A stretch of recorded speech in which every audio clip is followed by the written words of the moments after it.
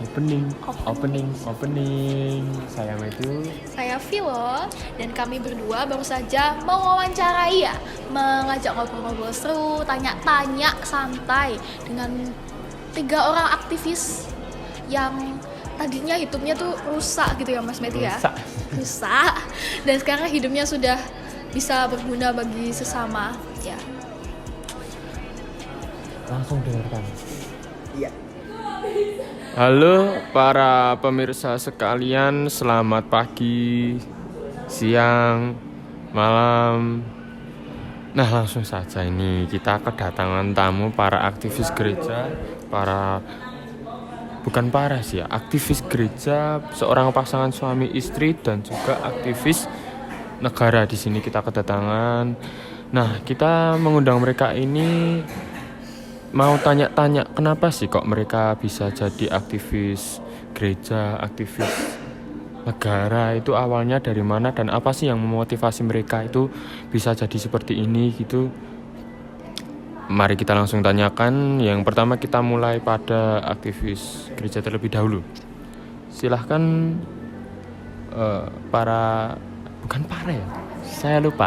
aktivis gereja untuk menjelaskan kenapa bisa menjadi aktivis gereja itu awal mulanya dari mana, kok bisa, dan apa sih yang memotivasi kalian untuk menjadi aktivis gereja ini?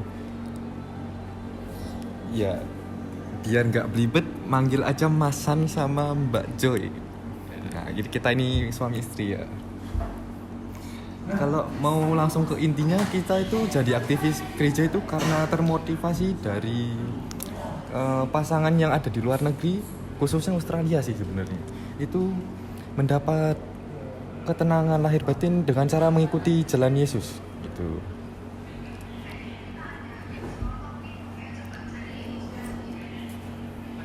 Lalu awal mulanya itu kalian itu maksudnya kok bisa itu pertama kali jadi aktivis gereja itu, maksudnya perjalanan awalnya itu seperti apa? Kalau dari perjalanannya, kita jujur aja ya, dulu itu sering jalan-jalan ke luar negeri untuk foya-foya gitu kan ya. Setelah capek bekerja dapat uang banyak kan ya, self reward gitu juga lah ya, jalan-jalan ke luar negeri. Apalagi ini Mbak Joy ini suka sekali makan makanan di Jepang. Wah tuh kita iya.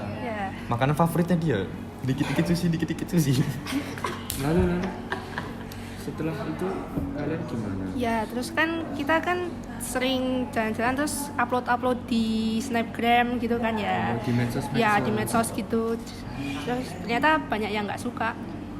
Nggak suka? Iya. Oh ya, mungkin karena kalian sombong atau gimana gitu. Kita sih nggak sombong ya, kita cuman mau ngasih tahu ini kita punya kayak gini. Sebenarnya gitu. Ya, Cuman mungkin kayaknya kelebihan aja ya. Kalian berarti itu kalau menurut aku sih sombong, karena kalian mungkin nggak sadar atau gimana gitu. Iya juga sih. Kita dulu sombong sih sebenarnya. Sampai teman kita itu kalau lagi ngumpul-ngumpul tuh pada menjauh gitu mas. Nggak tahu kenapa. Dikucilkan gitu. Iya, kayaknya dikucilkan gitu. Kalau ada party gitu nggak diajak. Kayaknya karena kita sombong, suka pamer-pamer aja ya gitu. Nah, terus kalau udah dikucilkan kayak gitu, ya sampai pas dikucilkan itu kita tuh merasa sakit hati mas. Pas merasa sakit hati, nah kita pergilah ke pedesaan di luar negeri itu untuk refreshing ketenangan, refreshing gitulah mas ya. Itu setelah itu kita jalan-jalan, kita duduk di sebuah taman gitu ya. Itu ngelihat ada pasangan ya lebih tua dari kita lah ya. Ya kayaknya hidupnya sederhana sekali. kayak nenek. Iya, kakak nenek. Gitu. Bajunya kok lebih mahal saya gitu ya. Lalu Terus setelah itu kita nanya, kita samperin. kenapa nanya masnya mbak? Soalnya kan Kita penasaran. kok mereka tuh senyumnya bahagia sekali, sedangkan kita yang lebih punya gitu kok nggak bahagia kayak mereka gitu. Iya. Setelah itu saya tanya, excuse me ma'am, sir, how could you be so happy? I mean you don't have a lot of things but you have a good smile gitu. Terus mereka tuh jawab, they say that they live by following God. Jadinya mereka mengikuti jalan Tuhan adalah kunci untuk hidup bahagia. Gitu. Nah, setelah saat itu kami memutuskan untuk mencoba dulu mempelajari gimana Tuhan itu kayak gimana tuh. Habis itu bla bla bla bla. Wah, ternyata setelah dicoba-coba kita juga hidupnya menjadi lebih baik gitu. Nah, pada saat itu kita kembali Indonesia, jadilah aktivis gereja. Tobat gitu ya. Iya. Aduh. Lalu untuk itu siapa? Apa yang memotivasi kalian itu kakek nenek tadi itu ya. Lalu kalau untuk sekarang juga kalian berarti sekarang apakah sudah mempunyai sahabat atau teman setelah dari apa yang kalian ikuti di jalan Tuhan kalian ini? Kalian sudah memiliki teman dari itu atau? Kalau teman sih, dulu kita kan dikucilkan ya saat sombong-sombong gitu. Setelah menemu Tuhan, kita tuh menjadikan Tuhan itu sebagai sahabat kita. Jadi setiap kita punya pertanyaan langsung aja ngomong. Walaupun nggak langsung dikasih, tapi ya pasti dikasih jalan lah ya, gitu. Ya dalam doa-doanya gitu ya.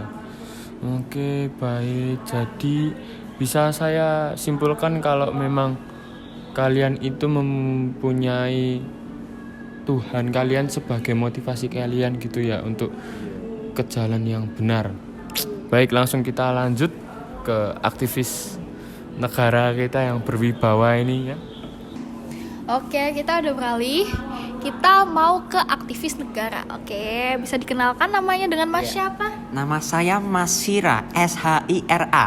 Oke, Mas Shira ya, Shira pakai H. Oke, langsung to the point aja, nggak usah basa-basi.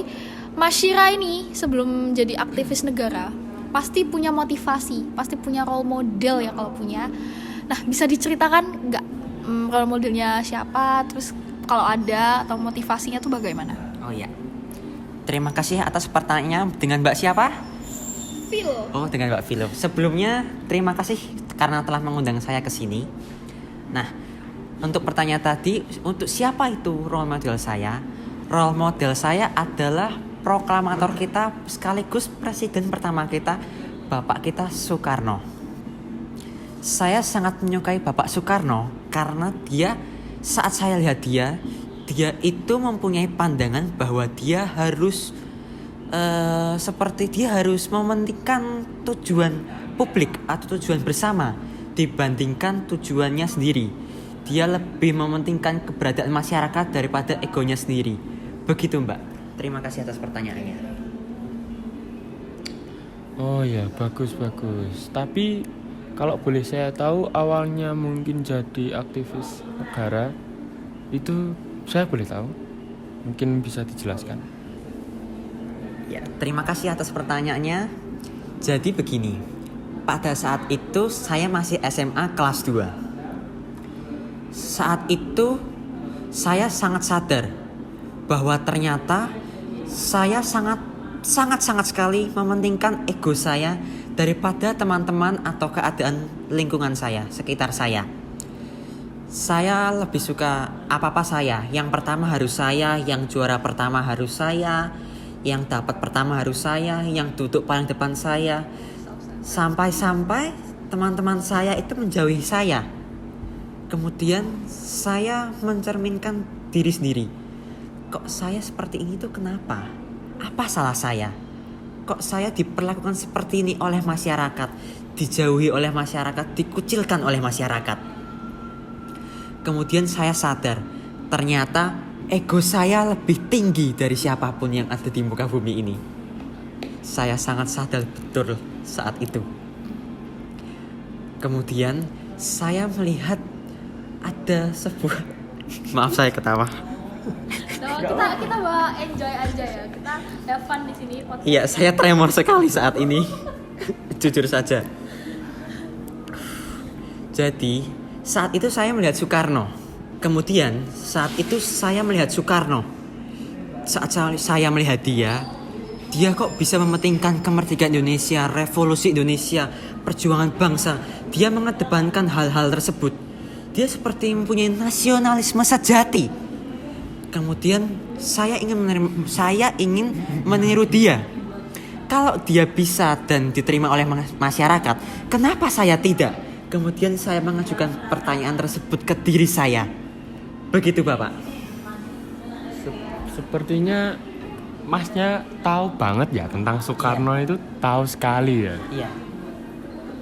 Saya tahu betul Pak. Saat saya mempelajari Soekarno, saya bahkan melihat-lihat biodatanya.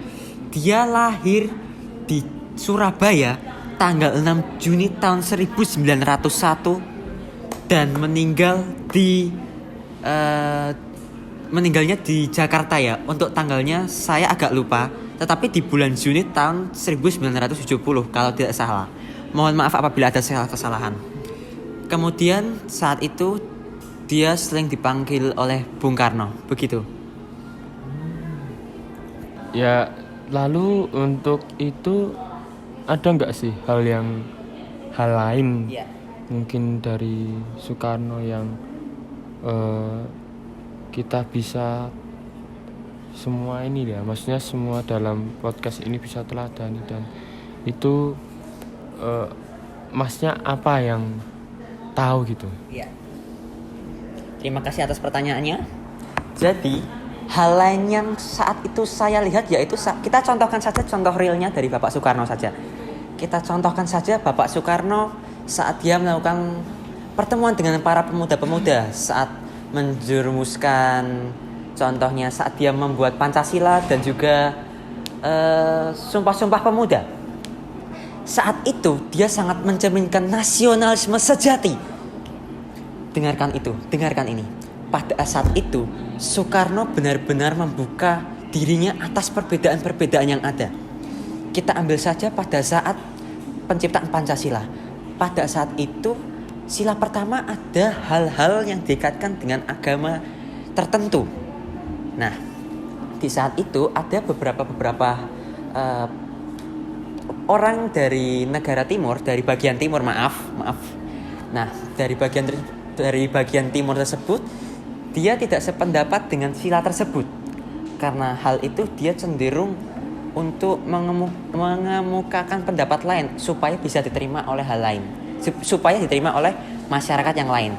Pada saat itu, kalau tidak salah, Bung Hatta sangat tidak terima. Kemudian Soekarno membuat keputusan supaya semua orang bisa berlapang dada. Nah, selain hal itu, maaf jika saya cenderung miring dari topik pembicaraan. Saya bahkan menyimpan puisi-puisi terkenal dari Soekarno.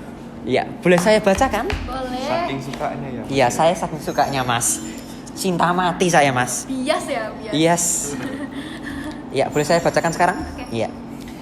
Dengan setiap rambut di tubuhku, aku hanya memikirkan tanah airku. Dan tidak ada gunanya bagiku melepaskan beban dari dalam hatiku. Kepada setiap pemuda yang datang kemari, aku telah mengorbankan untuk tanah ini. Tidak menjadi soal bagiku apakah orang mencapku kolaborator. Aku tidak perlu membuktikan kepadanya atau kepada dunia apa yang aku kerjakan. Hal-hal tersebut dibuat saat Soekarno pada zaman-zaman revolusi. Sekian, terima kasih atas pertanyaannya.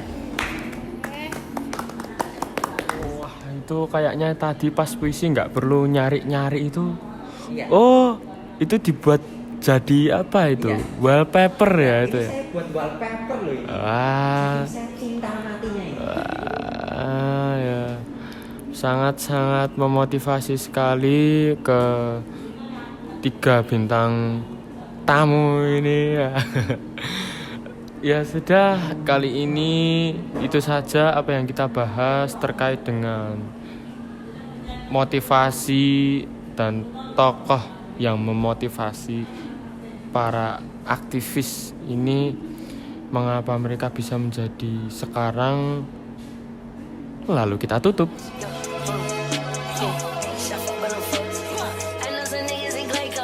Trapping the motherfucking B-roll. I was just praying in the